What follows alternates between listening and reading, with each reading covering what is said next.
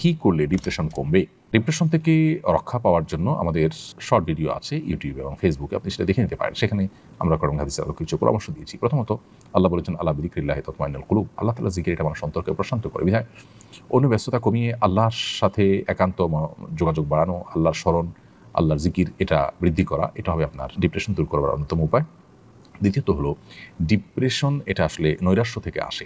আল্লাহর প্রতি বিশ্বাস যদি কারোর প্রগাঢ় হয়, আল্লাহ রহমান রহমিন, আল্লাহ সব কিছু করতে পারেন, এই বিশ্বাস যদি কারোর থাকে, তাহলে তার মধ্যে ডিপ্রেশন কাজ করতে পারে না। বিধায় আমাদের ঈমান, আমাদের আল্লাহর প্রতি বিশ্বাস, আস্থা, এগুলো যদি আমরা বাড়াতে পারি, ইনশাআল্লাহ ডিপ্রেশন কমে যাবে। অর্থাৎ ঈমান এবং তাকওয়ার চর্চা বাড়াতে হবে। তৃতীয়ত, ইস্তেগফার, আল্লাহর কাছে নিজের গুনাহ এবং পাপাচারের জন্য যদি ক্ষমা প্রার্থনা করেন, তাহলে সেক্ষেত্রে আল্লাহ তাআলা আপনার ডিপ্রেশন এবং দুশ্চিন্তা দূর করে দিবেন। হাদিসে আছে, নবী সাল্লাল্লাহু আলাইহি ওয়াসাল্লাম বলেছেন, মাল্লাযিমাল ইস্তিগফার জাআলাল্লাহু মিন কুল্লি দিকিন মাখরাজা ওয়া মিন কুল্লি হামিন ফারাজা। যে ব্যক্তি ইস্তেগফারকে আঁকড়ে ধরবে, অর্থাৎ সবসময় ইস্তেগফার করতেই থাকবে, আল্লাহ তাআলা তাকে সকল সংকটাপন্ন পরিস্থিতি থেকে বের হওয়ার পথ আবিষ্কার করে দিবেন, সকল পেরেশানি থেকে আল্লাহ তাআলা তাকে মুক্তি দান করবেন।